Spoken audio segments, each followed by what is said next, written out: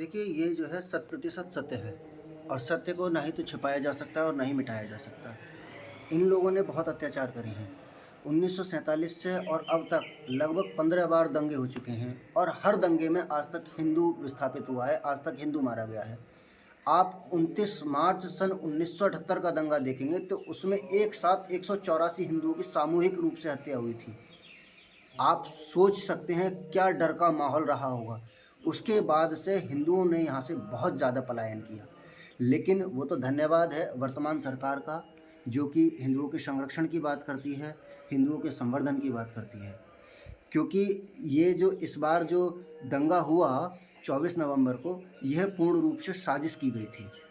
और उस दिन अगर संभल प्रशासन ना होता, डीएम साहब श्रीमान राजेंद्र पेशिया जी ना होते, पुलिस अधीक्षक महोदय के विश्नोई जी ना होते और चौधरी अनुज चौधरी जी ना होते, तो उस दिन हिंदुओं का नरसंहार निश्चित था, हिंदुओं की बेटियों के साथ दुराचार होना निश्चित था और ये घटना इतनी बड़ी होती जो कि आज तक किसी ने ना देखी ना सुनी होती।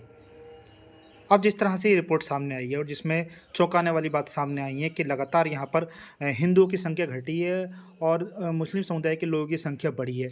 ऐसे में आने वाले समय में संभल को लेकर क्या कहेंगे आप? देखिए, अब वर्तमान समय की स्थिति में आप देखेंगे कोई भी कार्य क्षेत्र देख लीजिए, हिंदुओं के पास व्यवसाय ही नहीं बचा है। हिंदू पलायन कर रहा है। क्यों? क्योंकि उन लोगों को आगे को बहन-बेटियों की सुरक्षा की दृष्टि से या व्यापार की सुरक्षा की दृष्टि से या किसी भी चीज़ को कह सकते हैं, हिंदुओं के मन में डर का माहौल है।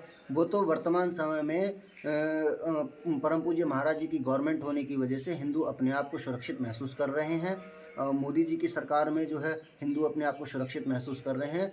लेकिन अगर 1% भी अगर सरकार किसी वजह से हटती है, तो हिंदुओं का वो नरसंहार होगा जो कि पाकिस्तान में हुआ था। हालाँकि प्रदेश में भी बीजेपी सरकार है, केंद्र में भी बीजेपी सरकार है, लेकिन संभल में जिस तरह से देखा जा रहा है कि संभल के समय हिंदुओं की संख्या लगातार घटती जा रही है और यहाँ से लगातार पलायन होता जा रहा है। ऐसे में भविष्य को लेकर किस तरह के यहाँ पर माहौल रहने की संभावना है? क्या सुरक्षा संभल के लोगों को मिल जाएगी? क्योंकि संभल के लोग लगातार जिला मुख्यालय की मांग करते आ रहे थे, लेकिन हाल ही में मुख्यमंत्री जी ने संभल से लगभग 30 किलोमीटर दूर भेजोई में मुख्यालय की घोषणा की थी। देखिए, मुख्यालय के साथ-साथ जो है ना, वहाँ पर पुलिस की भी उन चीज़ों के लिए हुआ है, लेकिन संभल में हिंदुओं के संरक्षण के लिए कुछ ना कुछ व्यवस्था होनी चाहिए, जिससे कि चौकियों का निर्माण हो रहा है, प्रशासन कार्य कर रहा है, लेकिन ये एक छोटा स्वरूप है, इसका कोई बड़ा स्वरूप होना चाहिए।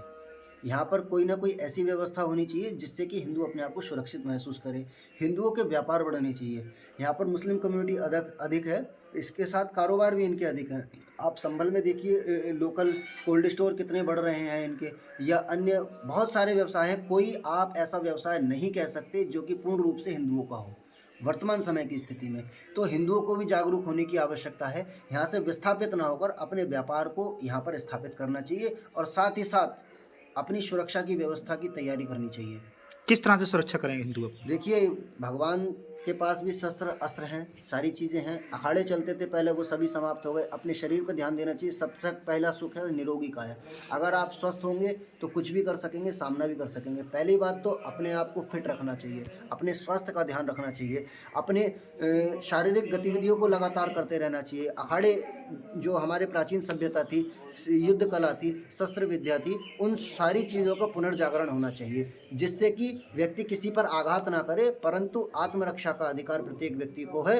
अपनी आत्मरक्षा के लिए तैयार रहना चाहिए, अपने शरीर को मजबूत बनाना चाहिए, अपने परिवार को मजबूत बनाना चाहिए, अपने व्यापार को मजबूत बनाना चाहिए और अपने देश को मजबूत बनाना चाहिए। अगर अपने आप को मजबूत बनाएंगे तो देश भी मजबूत होगा, स्वयं मजबूत होंगे, सनातन धर्म मजबूत होगा। इसी के साथ साथ जो है सभी लोग सजग होंगे, जागरूक रहेंगे। तो ऐसे में क्या उनको शस्त्र भी उठानी चाहिए क्या? देखिए, जब समय विपरीत होता है किसी के घर मत जाओ, लेकिन अगर तुम्हारे घर में कोई आकर दुराचार करने का प्रयास करे या तुम्हारे साथ बदतमीजी करने का प्रयास करे, तुम्हारी बहन बेटियों के साथ बदतमीजी करने के इरादे से तुम्हारे घर में आए, तो क्या फ़ायदा ऐसा जी कर भी। शस्त्र उठाना पड़े चाहे सर काटना पड़े, तैयार रहना चाहिए। किसी के घर मत जाओ, लेकिन जो तुम्हारी बहन बेटियों के ऊपर गलत निगाह डालें तो उनकी आंखें नोचने के लिए भी तैयार रहो।